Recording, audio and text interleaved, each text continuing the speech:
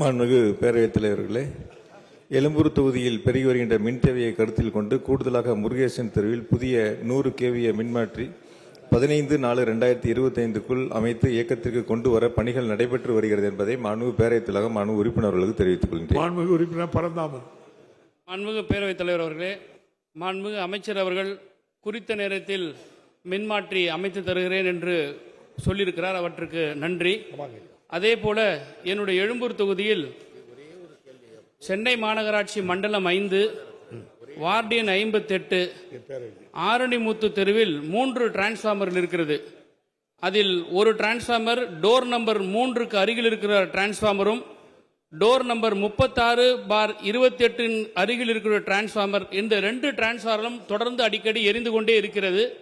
எனவே அந்த டிரான்ஸ்பார்மர் குறித்து பழுது பார்ப்பதோ அல்லது புதிய டிரான்ஸ்பார்மர் வைப்பதோ இதனால் மின் தடை எதுவும் ஏற்படவில்லை.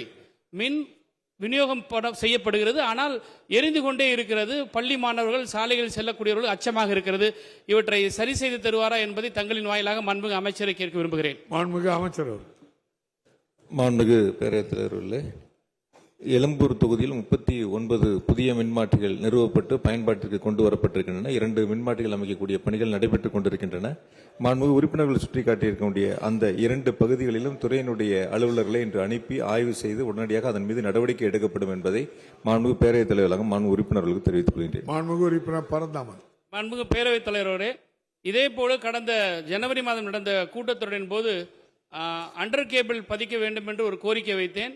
மாண்புமிகு அமைச்சர் அவர்கள் அவையில் சொன்ன அந்த மாலையே அதிகாரிகளாம் அதற்கான பணிகளை மேற்கொண்டார்கள்.